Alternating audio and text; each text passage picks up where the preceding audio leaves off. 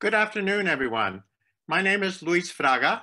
I'm a professor of political science and director of the Institute for Latino Studies at the University of Notre Dame. Good afternoon, or good evening, or good morning, depending on the part of the world that you're in.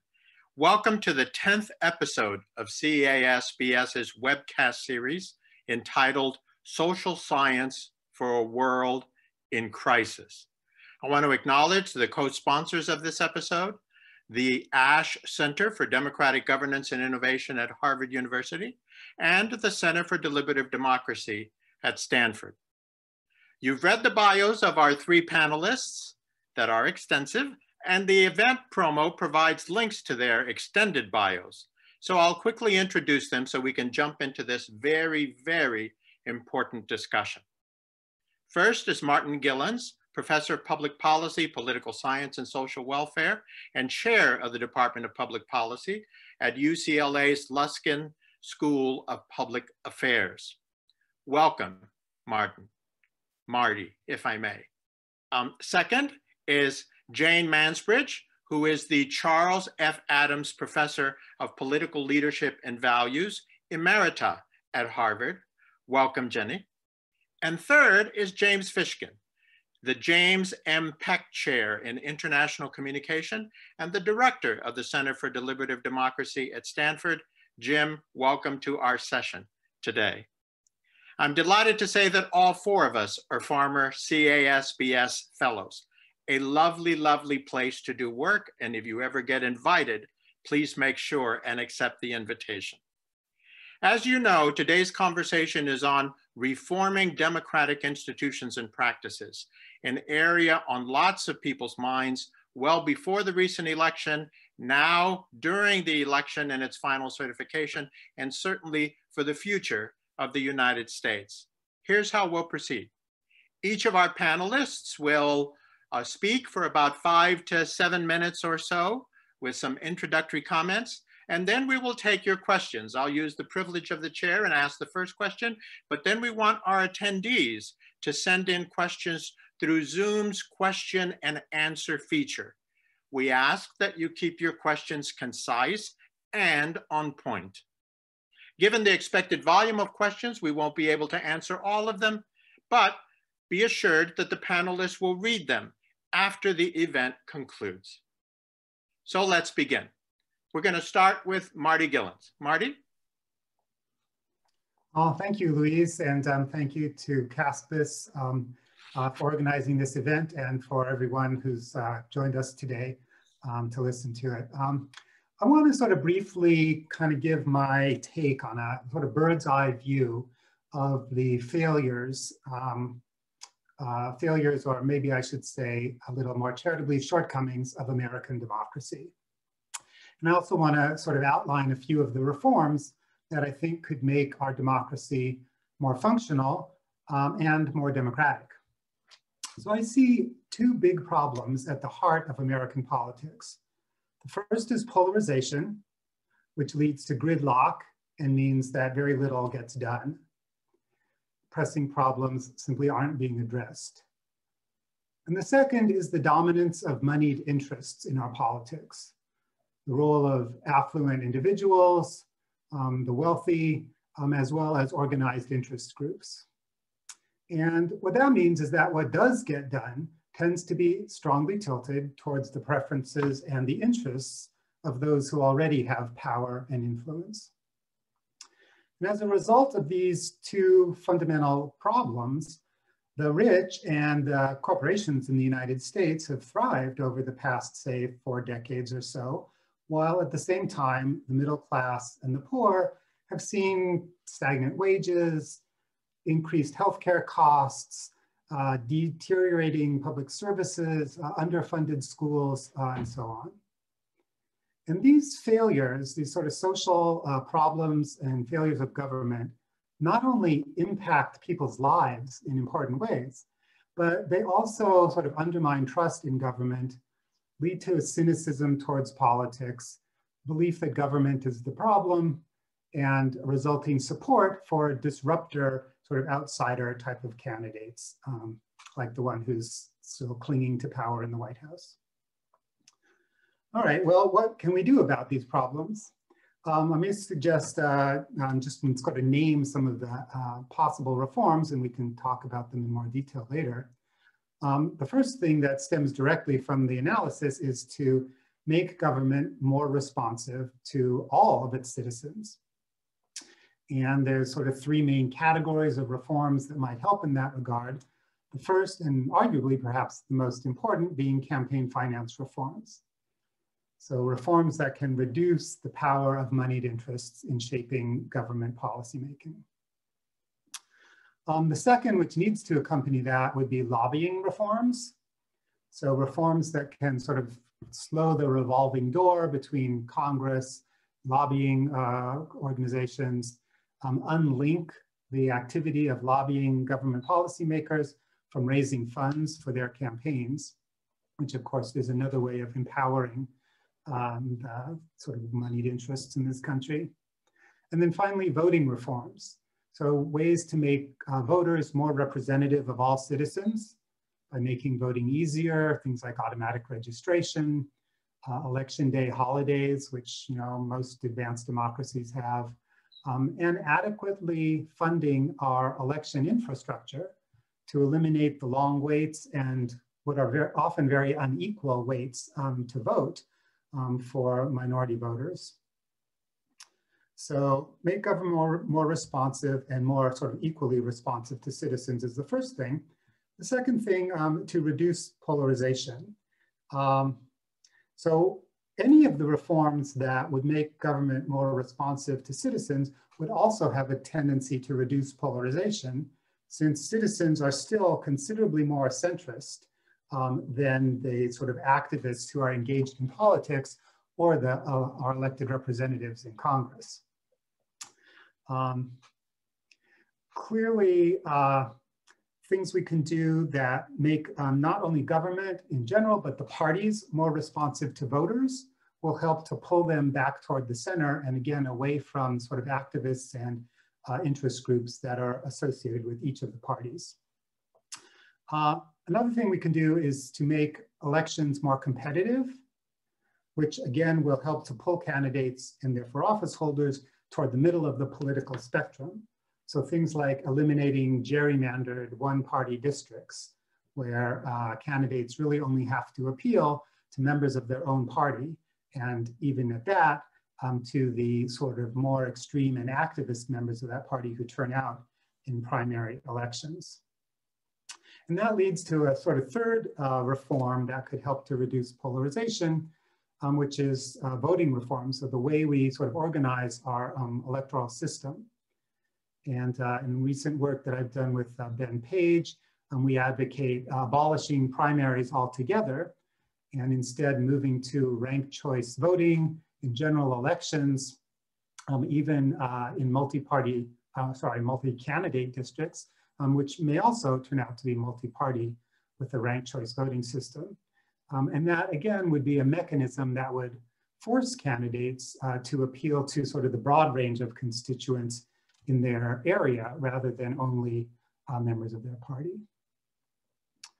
And finally, while I tend to sort of shy away from anything that sort of seems partisan in my recommendations, I do think that we have to address another sort of failure in American democracy, and that is that we have a system which is currently tilted fairly strongly and significantly toward the Republican Party.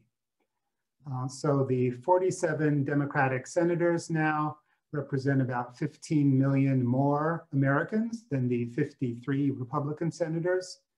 And of course, the Senate has long been tilted toward smaller states and more rural states. Typically, Democrats get a larger percentage of votes in the US House than they do seats in the House. And of course, we've seen how the Electoral College has handed the sort of loser of the popular vote, the White House, in 2 of the last 6 elections, in both cases, Republican candidates. These are not easy things to reform, but they can be done. We can expand the Senate by admitting Washington, D.C. and Puerto Rico. We can sort of make an end run around the Electoral College through the National Popular Vote Compact. By reducing partisan gerrymandering, we can bring representation in the House of Representatives more in line with the actual votes across the country for the people who serve in that body.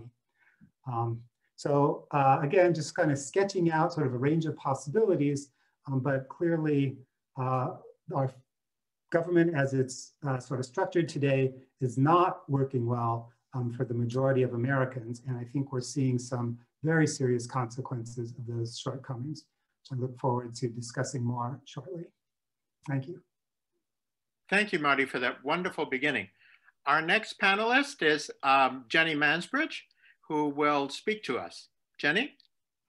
Hi. Well, I agree with Marty both on the goals that he proposes and on the means. But I think they're going to need a social movement to bring them about. Today, I want to talk a little bit more about polarization, because today, polarization in our country today results from two deep structural causes that are not going to go away soon. First, when President Johnson signed the Civil Rights Act in 1984, he set off, of course, an exodus of Southern white conservatives from the Democratic Party into the Republican Party, making the Republican Party far more right-wing and both parties more homogeneous. And those parties now are in separate and almost not overlapping camps. And second, and this is less well known, that era that we look back on as the era of bipartisanship was actually a period of Democratic Party dominance. I've got a graph from Francis Lee's. If I can do this, I hope I can do it. I didn't want to try to get slides and so forth, but this is Francis Lee's, there we go, a graph from Francis Lee's wonderful book, Insecure Majorities. And it shows, do I have it right? It looks backwards. I think it's a mirror. Something's going on with my video so that it's coming out wrong. But at any rate, this is the old days back here. That's when the Democrats were in power. And you can see over 48 years, and this is the Senate, the Democrats got in power only one time, 48 years. The rest, they were dominant. And then in 1980, it suddenly becomes much more competitive. Up, down, up, down, up, down, knife edge competition. So the incentives change. Back when the Democratic Party was dominant, members of the minority party had incentives to make nice, or they wouldn't get their rivers, their harbors, all the things they needed for their constituents. And the Democratic Party itself was divided, so the liberals in the Democratic Party needed to ally with the liberals in the Republican Party, the conservatives in the Democratic Party needed to ally with the conservatives in the Republican Party, and that's how things got done. But come 1980, when it became much more competitive, the incentives changed. And when those incentives changed, that meant that it was to the interest of each of the parties to destroy the other party, destroy the character of their candidates, say that the nation was doomed if the party came to power, because you had to get in power. That was incredibly important. And so we see that right now in Georgia. We've got a knife edge competition going on. So when the stakes get that high, the knives come out. And as the parties changed, so did the affections and sentiments of the citizens. So in 1960, only 4% of Democrats and 5% of Republicans would have been unhappy if their children married into the opposite party. But by now, some 40 to 60% of Republicans and Democrats would be unhappy if their child married someone in the opposite party. So that's the new normal, and it's exacerbated by social media. What can we do about it? Not a lot, I'm afraid, but we can try, and I'm going to suggest quickly 3 ideas. First, we can use the citizens themselves, bring them together to deliberate. Jim will talk about that in a moment.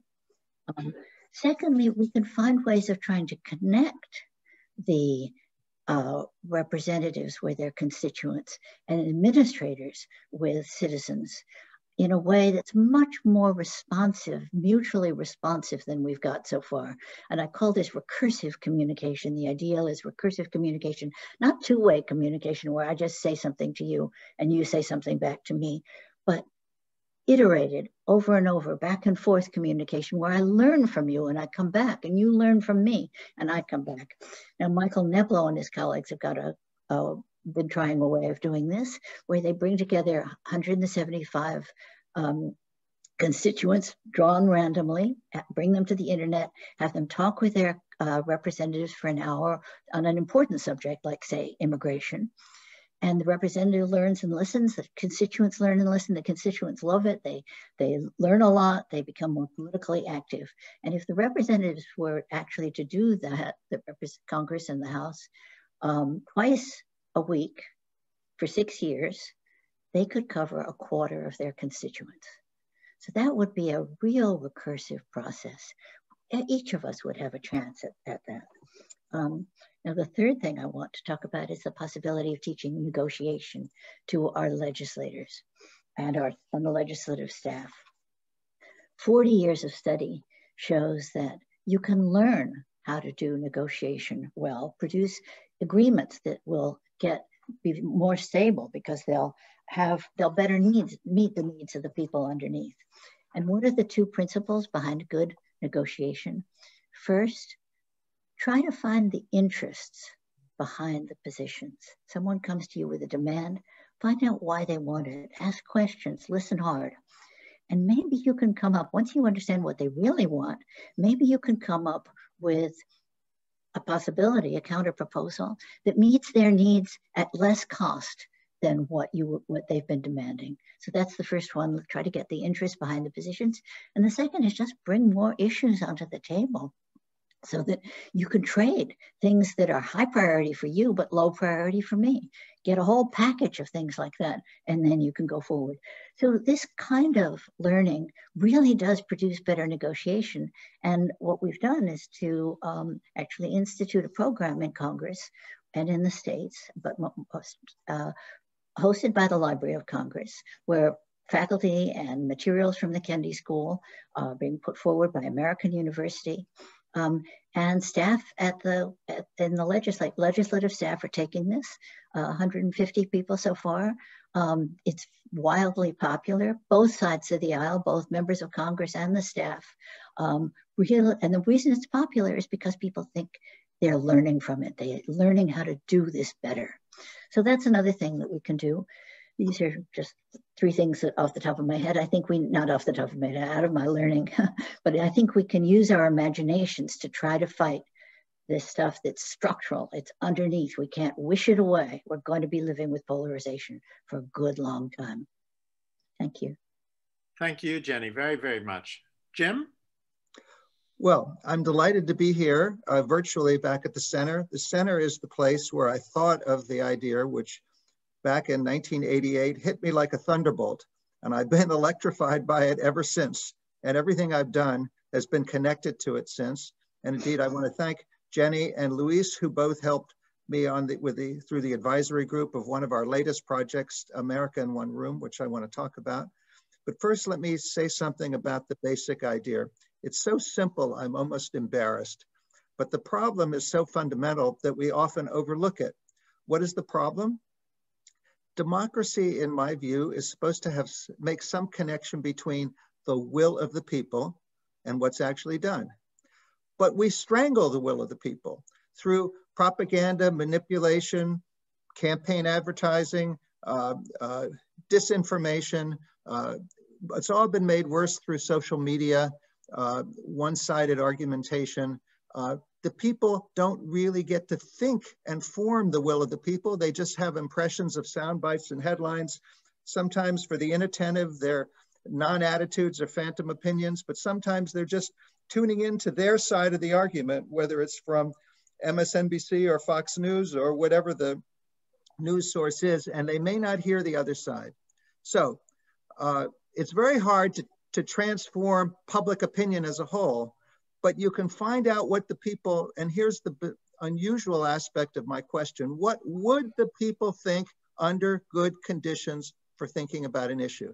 Now that might sound sort of airy-fairy and utopian, but in fact it leads to a practical research program. If you get a particular set of issues together, you prepare the people with balanced materials, you recruit good samples, and you allow them to deliberate. And we've developed a program which I call deliberative polling, which has been applied 110 times in 30 countries and has solved problems around the world as an input to policy.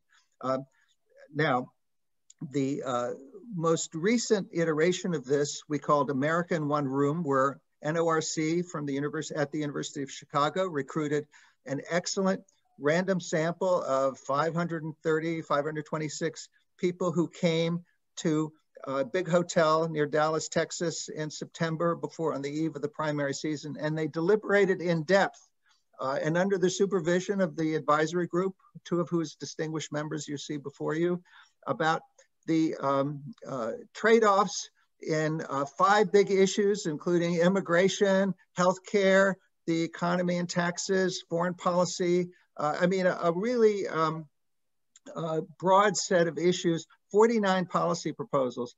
And we inadvertently discovered something about polarization, which is now my current preoccupation as well, because when the people deliberated together, on the 49 policy proposals, we identified, this is 4 days of deliberation, and we had a control group from NORC.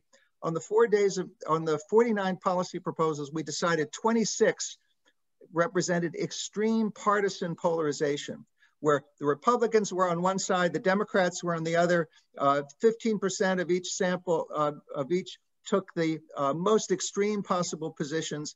And you would think those opinions were intractable. Well, in fact, there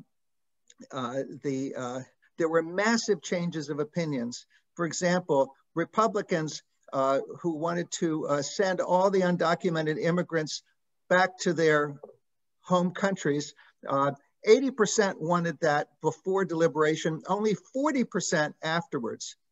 Democrats also changed as much as 40 points. There were lots of changes like that. Democrats also changed as much as 40 points on the most expensive progressive proposals. For example, the Cory Booker's baby bonds was supported by 60% before deliberation, only 20% after deliberation.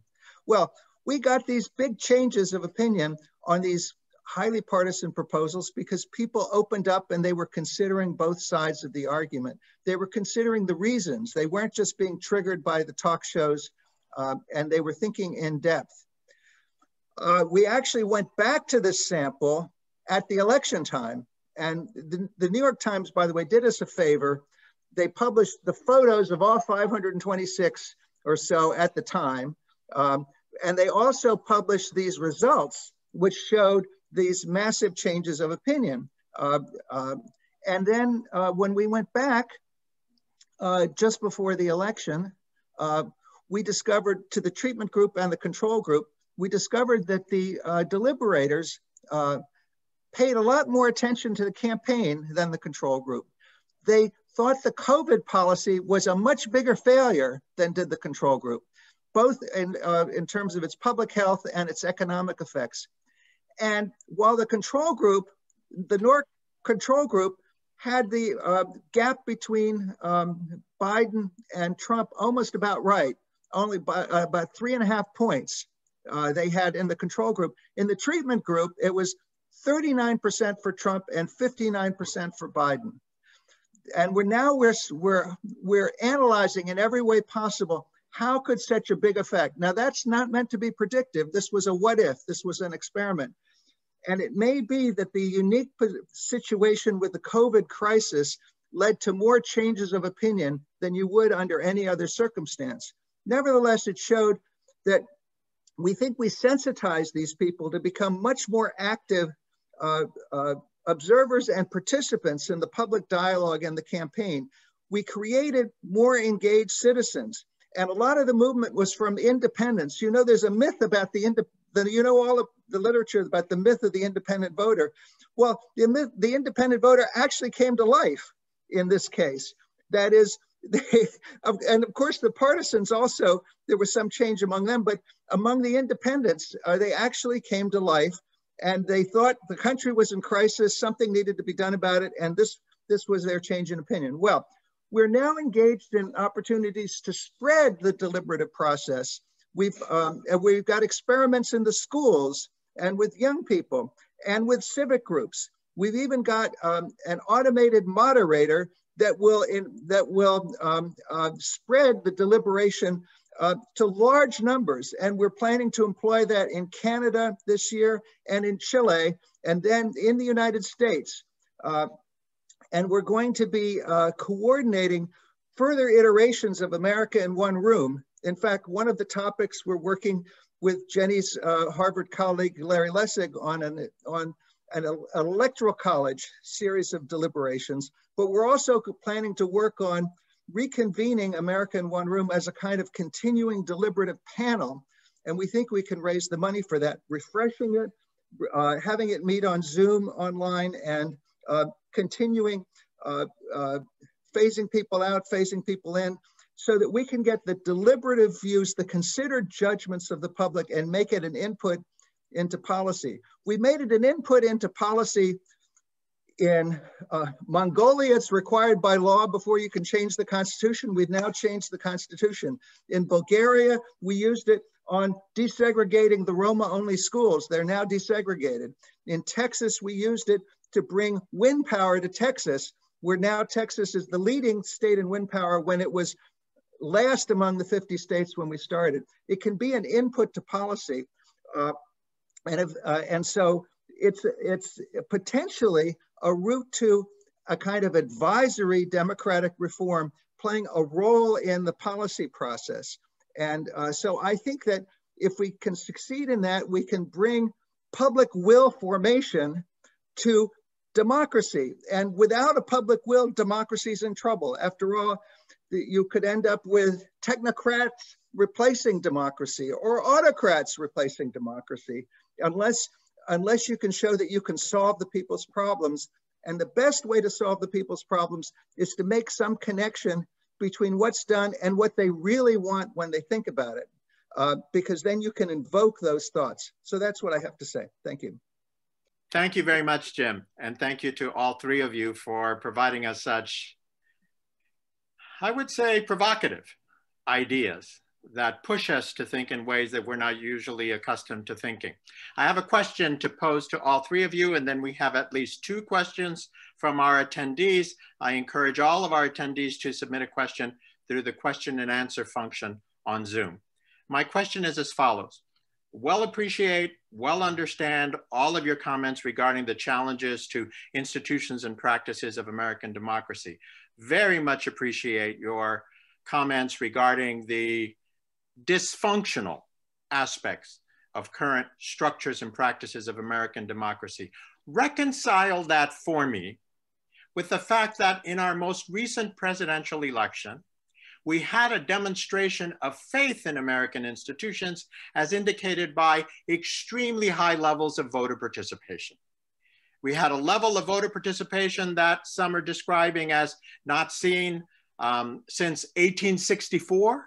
We had it both on the left and on the right, or at least Democratic supporters and Republican supporters. So in a sense, the public is saying through the electoral process, we believe in these institutions, or we believe in the importance and value of the vote. Help me reconcile that with the fact that we have all of these challenges existing, which are real in our institutions and practices of government. Well, let me start by saying that I do think that the success of this recent election, both in terms of turnout and also in terms of, the just mechanics of, enabling that to happen in such a smooth way under such challenging circumstances is very important and a huge testament to, I guess, the robustness of at least our electoral institutions, if not our democracy more broadly. But let me offer you a somewhat less sanguine interpretation. So, one thing is that people turn out to vote, not only because they, or maybe not even as much because they have someone that they believe will make their lives better on the ballot, but because there's someone on the ballot who they think will make their lives worse. And so, that sort of negative appeal is a strong impetus to turnout. And I think that's not all of what happened in this election, but it's certainly some substantial part of it. And of course, the enormous amounts of money that are spent on elections are increasingly aimed at getting, one's base to turn out, precisely because we do have such a polarized political system and there's so few people who are kind of up for grabs, if you will, at least using the kind of techniques that campaigns have used on that sort of large scale. And so, this election at least doubled the amount of money that was spent in any previous election. I mean, it's just like off the charts. So I do think part of the reason for this robust turnout was that the stakes were high, people understood that, and that the elites who still are the largest funders, even with the growth of sort of small donor democracy and the internet and so on, still those like small donations are swamped by what millionaires and billionaires spent in this last election. And so, so they also saw the stakes and poured money into it. So there's a bright side, but there's also a dark side too on what we just saw a few weeks ago. Yeah, I agree. I think that the question of why you vote is extremely important. And if you're driven by fear, if there's fear mongering, whipping up people, frightened running to the polls because, oh my God, the world will come to an end if, our side doesn't win. That's not necessarily healthy. I would be much more for something like Australia has a small fine for not voting, and it means that everybody votes, and that means that everybody talks about voting, and everybody expects their neighbors to vote. And I think that's a fairly good system. That brings out a great turnout, but they don't do it by fear. Right, Jim? Participation is a key democratic value, but it's not the only democratic value. We need political equality, and in my view, we need deliberation, and we also need, going back to the founders' concerns, some protection against tyranny of the majority.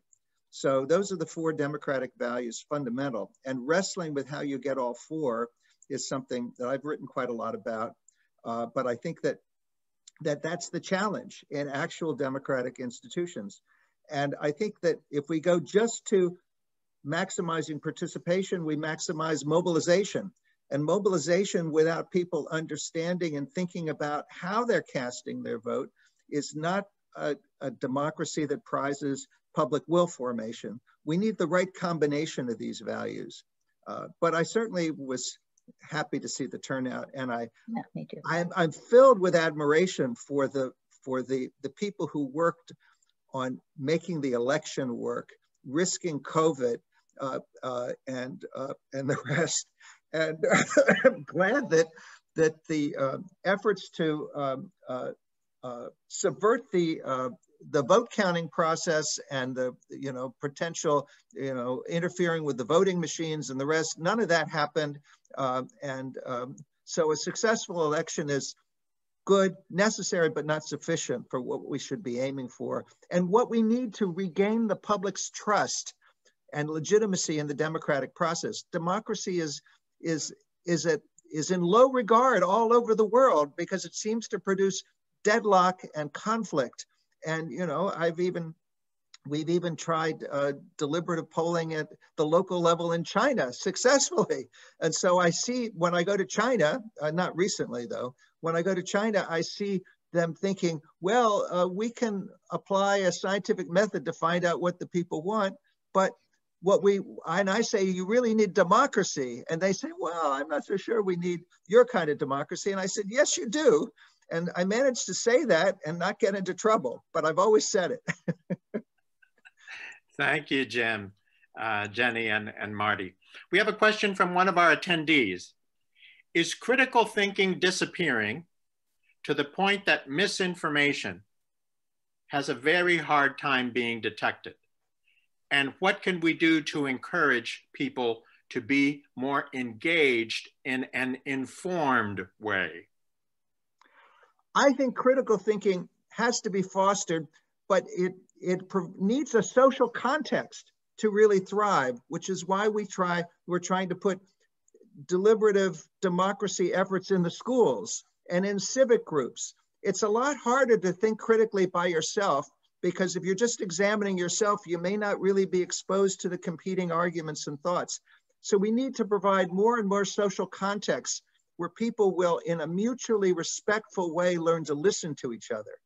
So that leads to education reforms, reforms of civic life, and it's very complex in a world of social media. But I think we need experimentation with that. We're trying to do our part, but there should be a vast effort in that way. We can't just expect people to sit at home and be critical thinkers without a social context. Thank you, Jim. Let me pose another question from one of our attendees. This is for Marty. For the ideas you mentioned for spending more money on education and infrastructure, how realistic is it for those ideas to be implemented in conservative states like my home state of Texas? And Texas is actually my home state. It's where I was born and raised. In those states, residents see the goal of government, as many of those residents, as emphasizing less taxes. There's no state income tax, for example, and less regulations with minimal government interference. I mean, clearly that's going to be a challenge, but as we saw even in this election, you know, places like Texas are sort of tending blue, and presumably that does reflect sort of, you know, liberalization of attitudes towards government. But I would say whether it's in Texas or elsewhere, that the sort of more fundamental issue is that citizens have lost trust in our government. Right, that the notion that like government's going to be something that improves their lives rather than just imposes regulations or taxes them has been, you know, something that you know, the Republican Party, of course, has you know, sort of promoted that view for decades, but the Democratic Party has bought into it as well, right? And so you know, Clinton arguing the era of big government is over, and even Obama saying not that long ago that, you know, he's not a, what did he say? Something like not a crazy big government liberal. So I think, you know, this like current of, you know, government can't be looked to solve our problems. It's only going to increase problems. And if that's the case, then of course, the less government, the better, and the lower taxes, and let people do it on their own. But that certainly wasn't always the case. You know, in the 50s and 60s, I think people, you know, viewed government as a positive influence across a wide range of areas. And even still today, things like education. I mean, I'd be shocked if the vast majority of citizens of Texas don't think that they should be spending more money on public education.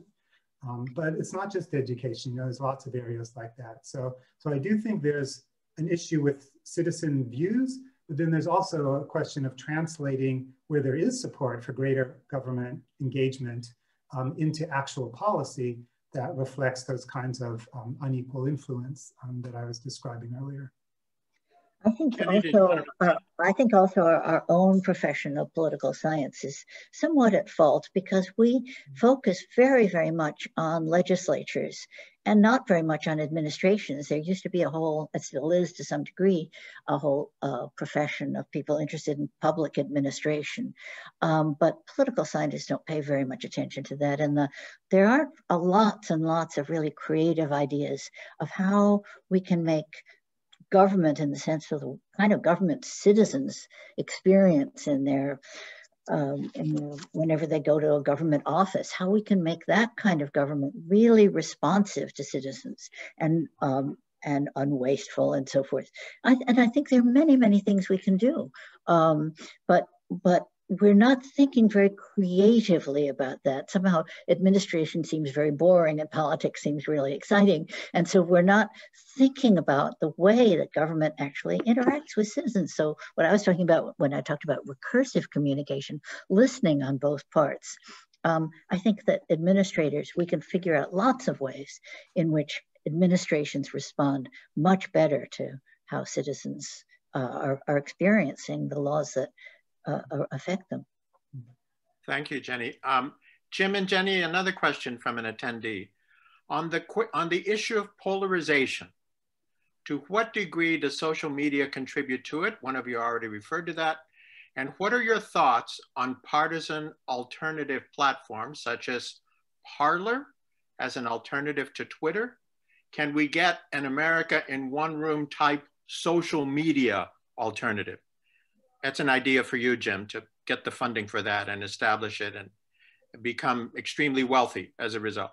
Well, I don't want to become extremely wealthy, but we are actually partnering with Snapchat, who have commissioned at their expense, not our expense, an Academy Award-winning team of documentary makers who've done 8 short documentaries, which you can see on our website or join Snapchat and see that, called America in One Room. And they're just extraordinary. And that's our effort to reach the next generation with the idea of deliberative democracy. And Alice, who I work with, just wrote me today about kids in New York who saw the Snapchat and organized a deliberation in their school. And she's been helping them, but it's sort of spreading spontaneously. Anyway, they're very talented documentary makers, and I would urge you to see that. So, but we think that just scratches the surface. Social media could be used constructively, but right now it's just, it's used to facilitate communication among the like-minded without any filtering. The filter bubbles don't have any further editorial filtering, and people just share whatever instant rumor or thought they have, and that is not conducive to deliberation, but in its current form, I think. Also, Facebook could find ways of convening deliberative assemblies of citizens on Facebook. We've got a couple of students at the Kennedy School right now who are trying to work out how that could happen. And they could do the kind of thing that Michael Nebula is doing, facilitating groups of citizens on Facebook talking with their representatives. So there's quite a lot that can be done in that regard. Mm-hmm. I would add to that while the sort of polarizing nature of social media is clearly problematic, that's not the source of our political polarization in this country. And it's very clear that partisan polarization is something that was elite-led and still is mostly something that occurs at the elite level. So if you look at, say, the members of Congress, you can see there's been like a hollowing out of the center. And there's just, 2 big humps of conservatives and liberals with virtually no overlap. But if you look at the population of American citizens, it looks the opposite. Most people are still piled up in the middle with, small peoples at both extremes. So while fixing social media is incredibly valuable, like that's not the origin of the problem, and we're going to have to address it in other ways as well. Thank you very much, all 3 of you. A question for any one of you. Do you think delegating certain political issues that do not require economies of scale down to the states would be a useful way of addressing the sense that one side must win? It seems to me that addressing contentious issues at lower levels of government allows for more diversity of political approaches in a way that might lower the temperature a bit. I completely agree, and I think even in regard to masks, where many of my friends are terribly upset about what happens in other states, that if we'd have federal mask order back in March, there would have been huge negative reaction across the country for that. So I think, awful as some of the results have been, they would have been even more awful if we hadn't had the states taking more of a role. Now, I would go even further to go within the states to letting certain, counties make certain kinds of decisions, and perhaps decisions about hunting. If everybody agrees, and this is the thing about negotiation, if you can agree on the principle, like let's say we want the fish to reproduce, well, different people could come up with different ways within different areas of allowing the fish to reproduce. It doesn't have to be exactly the same mechanism across the board. So I think that decentralization is a mechanism for reducing tension. Marty or Jim? El Paso is facing a terrible public health crisis. The judge, who is the chief administrator, judge is used in another way in Texas, doesn't have the power to impose a mask mandate, even though he's got mobile morgues piling up. I mean, so in that way, a statewide mandate, a statewide prohibition against local decisions has been terribly destructive. And I think if, you know, Dallas or Austin were experiencing the same crisis that El Paso is, they would have reacted differently. I mean, it's really, really frightening. Another question that is described as a provocative question, one that requires all of us to think outside the box. Leo Strauss wrote that modern political science fiddles while Rome burns. It is excused by two facts. It does not know it fiddles, and it does not know that Rome burns. The panelists' suggestions all sound like fiddling to me. How do we change the system in fundamental ways? Well, Marty? I guess I'd say first that not insignificant number of political scientists would probably agree today with at least the thrust of that critique. And in fact, there's been a movement within the discipline over the last couple of decades now, I guess, toward a more sort of engaged and bigger picture kind of social science. And I think that all of the people on the Zoom today are part of that engagement with big pictures and important issues. And so that'd be the first thing I'd say. The second thing I'd say is that I think political scientists or not, people are aware that like Rome is burning, so to speak. There's widespread agreement that democracies across the world and certainly in the US are not working well. And then as far as, you know, fiddling goes, well, I guess one way you could put it is, you know, if American politics is an orchestra, then it's composed of like lots of different musicians. And, you know, if the fiddler's out of tune, we need to address the fiddler. And maybe we also need to address, you know, the timpani player who's like not in, you know, in time with everybody else.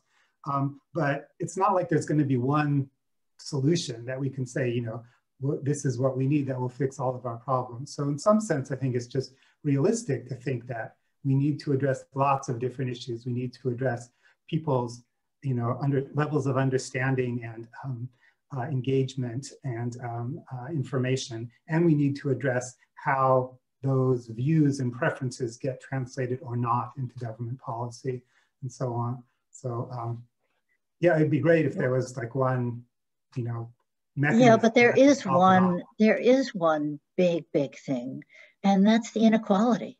And when Leo Strauss wrote those words, there wasn't anything like the kind of inequality. We've seen this huge surge in inequality in the United States, and Marty's proposals for getting money out of politics and so forth to go directly to that issue of inequality. And I think that is that's part of Rome burning, and I think that's a very big solution to it, or a way of attacking it. Great. Question for Jim and perhaps for Jenny. Deliberation appears to be an incredible mechanism to resolve some kinds of polarization, but it appears so hard to instigate deliberation on a large scale, in part due to the design of platforms we use to communicate at scale, such as Twitter. How might we invite more deliberation across political boundaries at scale? Well, I referred to, I mean, it's a big challenge, but I referred to our development with Stanford engineers and Ashish Goel in management, science and engineering, developing this platform, which we're now starting to use online. I call it the automated moderator, but we're looking for a sexier name for it. It actually has my collaborator Alice Yu's voice, so I call it Alice, but she doesn't know whether we should call it Alice. But it facilitates a small group discussion on and enforces civility, access to the microphone in the queue, it has the group develop a key question or concern, which can then, so she's been using it around the world and it works great. We just used it last week in Stanford. We're using it, but we used it in Tokyo. We used it in Hong Kong recently. We're now going to use it in both Canada nationally and in for groups around the country who will feed in comments on the agenda for, it's sort of a deliberative crowdsourcing process. And then we're going to do a national deliberation. We're putting it in the schools. We're using it with a Close-Up Foundation to get it into the schools. So we're hoping to spread the deliberative experience and the deliberative process. And when we tried it last week with Stanford students who first had human moderators who were these incredibly talented teaching fellows, and then they had the automated moderator for the second round, the evaluations came back. I was just looking at them. The automated moderator did just as well as the teaching fellows. And I'm telling you, Stanford has fantastic teaching fellows. So, you know, we think we could spread this and scale it. And we've got algorithms to recruit the people via social media. We would like to, in the Chilean project, which is sponsored by the Senate and sponsored by CNN, and in fact, several other television networks, which will happen in the spring, our spring, there will be a national deliberation about pensions and healthcare and some of the constitutional inputs. And we're planning to then spread it to the broader Chilean population with this, because it works as well in Spanish as it does in English, just as it works in Japanese. So we will be, we're experimenting with how to spread it. And of course, if we're experimenting with it, there will be plenty of others experimenting. Jenny mentioned her students there who probably will. So I think that we should use technology constructively in that way. Jenny? Yeah, and don't forget the multiplicative effects. I mentioned that if you were to do the Michael Neblo thing with the representatives talking with constituents, just giving 2 hours a week, that after 6 years, a quarter of the constituents would have been engaged. Well, that means that over time, large numbers of people would have been engaged, and that has multiplicative effects. It isn't just the effect on that one constituent. That one constituent talks to, in the work they've done, at least 1.5 other, I don't know what the half looked like, but 1.5 other people. And then those people talk to one another. And of course, if you really had this kind of thing going where you could expect to, your parents expect to, your friends expect to interact with your representative, that then the schools would teach, how do you do that? Let's have some mock deliberations. And it wouldn't just be a little sort of fancy exercise. It would be because you know, because your friends and your parents' friends and so forth, they have had these conversations with their members of Congress. So you would, so there's this multiplicative effect in which the more people deliberate, the more they deliberate with their friends. Right. Great. Question that had been submitted earlier. So much of the political divide seems settled along the lines of, in the United States, of rural communities on one side and urban suburban on the other. What types of bridges can be strengthened or built to improve understanding and build commonalities between these two subsections of Americans? Yeah, I think that's a really important observation. And I think it ties into what Jenny was just mentioning earlier about inequality, that you know, the strength of that divide rests, at least in some substantial measure, in the fact that rural communities are doing so poorly in this country. And, you know, jobs are scarce and populations are declining, whereas the urban areas is where all of the economic growth has been occurring. And so, yeah, I think it's going to take not just sort of a social or cultural bridging, but an economic, you know, there are fundamental reasons kind of behind those divergent understandings of, you know, of government and policy and indeed of the world. Jenny or Jim? Yeah, I think that place-based investments are incredibly important. Until fairly recently, almost all our place-based investments have been tax incentive driven, so that you try to bring a company who's located in A place over to B place, which is a sort of robbing Peter to pay Paul. What you could do is you could, for example, invest in schools, and you could invest in health clinics and so forth in rural areas in a place-based way. So again, it would have these multiplicative effects.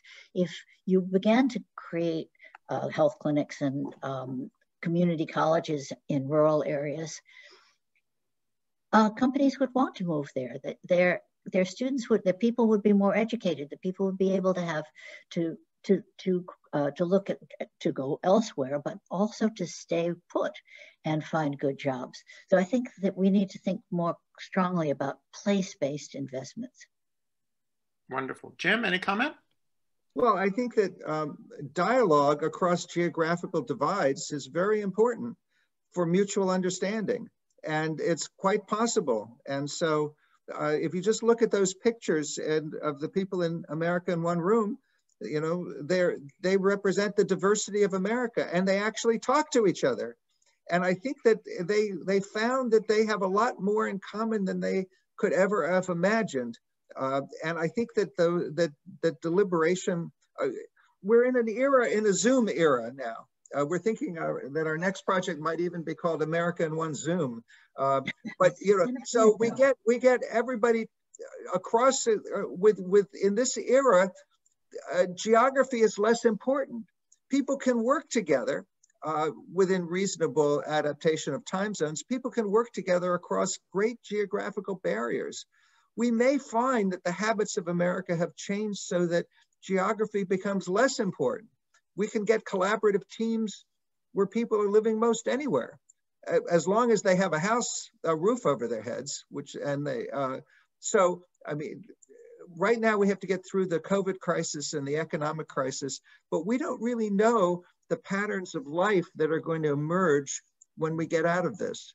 And maybe geography will be less important. And if land and, you know, housing and the rest, I mean, I live in the Bay Area on the Stanford campus. Obviously housing, the costs of housing are a great barrier to anybody doing anything here. But people in Montana or someplace like that, you know, the housing is very inexpensive. Startups can thrive in a lot of places. There could be a lot of economic entrepreneurship that could be democratized geographically in our future. Thank you. Another question from an attendee. I'm increasingly convinced that the United States would benefit from an exchange program for youth to get to live with a family in a different US community for a semester or two. I'm thinking of something that's analogous to what the American Field Service started after World War II, to build connections between American and German youth. But if I understand this question correctly, it refers to distinct communities within the United States. Thoughts, comments, reactions? Great idea. Mm-hmm. I like it too. Yeah, I love it. I do worry a bit that, you know, those people who would be upset if their child married a person of, you know, from a different party might also not be willing to let their child spend time in the home of someone who might have different political views. But hopefully there's enough people who don't fall in that category that a program like that could work. A question that was submitted before, will you consider the topics that you're discussing briefly from a comparative and global perspective? Jim, you did this to a degree already, talking about your experiences outside of the world. Any other thoughts about how to contextualize what's happening within the United States outside of the United States as a way of better understanding what is happening within the United States? Well, one kind of answer would focus on how democracy is under threat around the world. And it is potentially under threat here in terms of legitimacy, the fact that it produces deadlock, dissatisfaction, and support for populist, if not populist, even authoritarian solutions. And so that's a big danger around the world. On the positive side, what I would say from the more narrow perspective of our experience is that what I've learned around the world is that almost anywhere I go, the people are very smart. We have done the same deliberative polling process in Uganda, Ghana, Tanzania, Malawi, Senegal, and we just a little bit of adaptation of oral administration of the questionnaires, video versions of the briefing materials, and the people are very smart everywhere. Even because I was told you couldn't do this in places where the educational levels were low. And so I think that, you know, we have political science colleagues who've made a good living by questioning whether, you know, by saying the people aren't very smart, they don't have a capacity for self-government. I think we just need to experiment with our operating system and make it more congenial for users and for citizens, and bring to life the collective intelligence that is there to solve our public problems. And you know, I've got one student who used machine learning to classify the transcripts, the dialogues, the reason-giving capacity of the Ghanaians and the Californians in 2 different projects. And the Ghanaians did just as well. In fact, by certain criteria, they did better than the Californians. So in terms of a random sample gathered. So the public, you know, we have to realize that, yeah, the people have great capacities, and the whole point of democracy is to unleash those capacities. Yeah, and I think we can learn now that we're living in a much more globalized world. We can learn so much from one another. So Brazil starts a participatory budgeting, and it spreads around the world. Iceland and Finland starts a wonderful thing of crowdsourcing. Belgium now is got these ongoing citizen assemblies, also drawn from randomized groups, but now part of their established democracy, commissioned by the government and now part of the established democracy. So all of these experiments are being tried around the world, and we can learn from one another because we are so much more connected. Yeah, I completely agree. I think, you know, Americans have tended to be, you know, somewhat blinded, thinking of us as a very, you know, unique place, and across all different kinds of like policy areas, healthcare and so on. But there is actually a fair bit of experimentation even within our own country that is informed and can be informed by others' experiences. So we see places like Maine and many cities that have adopted voting systems, like ranked choice voting, that are used in places like Ireland or Australia. You know, we know that multi-party democracies tend to do a better job of translating citizen preferences into government policy and engaging with citizens. And so, you know, there are many lessons to be taken, and I do think that there are some that are being taken, but there's just a wealth of experience, like Jenny was saying, that we should be drawing on much more even than we do. Marty, could you briefly explain ranked choice voting to all of us? Sure. So the idea is that within one election, someone who goes to the voting booth would rank each of the candidates that they're interested in. They may not want to rank them all, but whatever candidates appeal to them. And the idea is that in the kind of system that we have, where there's 2 parties, it's virtually impossible for any third party to get going, because people feel like they're wasting their votes if they are voting for a candidate that can't possibly win. With ranked choice voting, people can put the person that they care about most first, and if that person gets too few votes to be a contender, then the votes of their supporters get transferred to like their second choice candidate. And so you can feel like your vote is going to make a difference. And if you prefer, you know, the green candidate, but your second choice is the Democrat over the Republican, you don't have to choose whether to vote for the Democrat or the green candidate. You can rank them. and in a sense, express your full range of preferences. And this is a way to give third-party candidates, centrist candidates who might appeal to some, some voters on the left and some voters on the right, a way to kind of move up in the rankings. And if it's used in a multi-candidate system where instead of voting for, say, one representative for the House, for example, there might be like 4 or 5 or 6 from your district, then again, they could be spread across a variety of parties, a variety of perspectives within the same party, and allow voters to have a sense that there's some candidate that they're voting for that actually aligns pretty well with what they want. And they're not just forced to choose kind of the lesser of two evils. There are communities in the United States who use ranked choice voting, are there not? Yes, a number of cities have done so for a long time. And Maine has for its federal elections for the last couple of election cycles. And it's a little bit more complicated, but it seems that in those places, people like it, and they're able to deal with whatever degree of complexity is involved in having preferences across numerous candidates rather than just say 2. Jenny? Cambridge, Massachusetts, in which I live, has ranked choice voting, and it has it for a very long time. I used to oppose ranked choice voting because it undermines the two-party system. And I think that a two-party system gives clearer alternatives to people. So I used to oppose. Now, with the extraordinary polarization that we see, and with the causes of polarization so embedded, so difficult to change, those 2 causes that I talked about, the competition of the parties and also the homogeneity of the parties. Because of those 2 reasons, the polarization has gotten out of control. And we need to take, I think, somewhat drastic measures.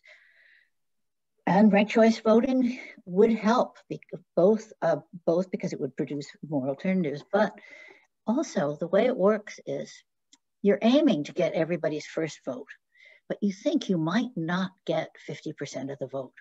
And if you might not get 50% of the vote, that means you're going to need some of those other votes down the ballot. Once those candidates are eliminated, those ballots will be redistributed to the other candidates. So you don't want to really be too nasty to the other candidates, because those voters are not going to like you. They're not going to put you anywhere. They're not going to put you second, and they're not going to put you third. And so you're not going to get the second and third votes that might help you to get that majority. So there are these internal dynamics to a ranked choice voting system which undercut polarization. Yeah, and it also represents all the preferences that people have. So your 3rd choice preference, your 4th choice preference, it might come into play, or certainly your 2nd choice preference. And if the point about the democracy is to represent the will of the people, why not represent the will of the people on all the for all the preferences that the people have? And of course, if they don't have preferences for some, then they don't have to fill those out.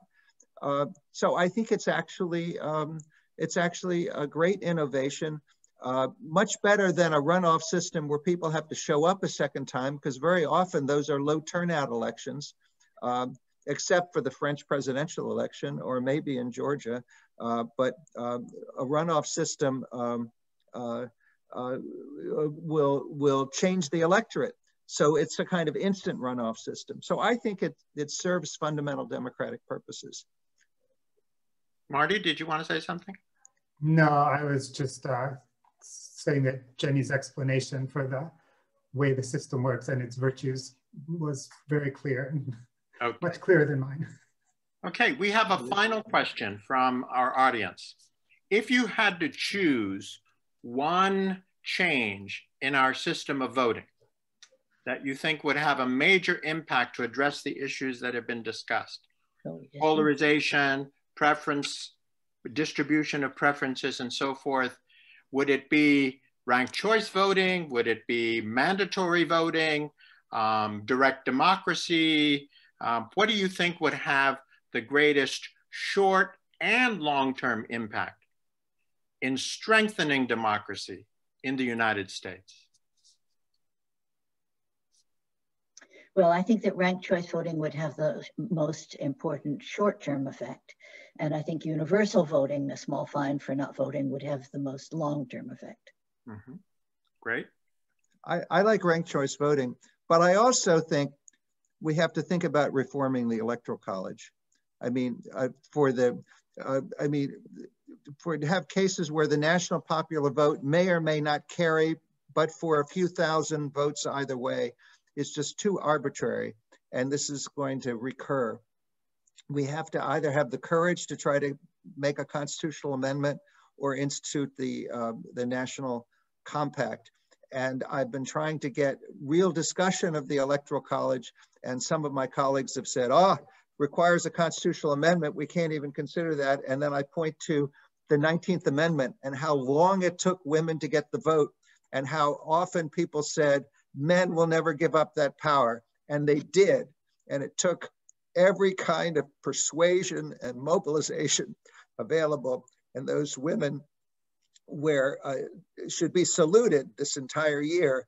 But in another way, for a different kind of reform, we should get rid of this 18th century trap that we have in the Electoral College. That's my personal view. Marty? I would have to go with campaign finance reforms as the single most important reform. Great.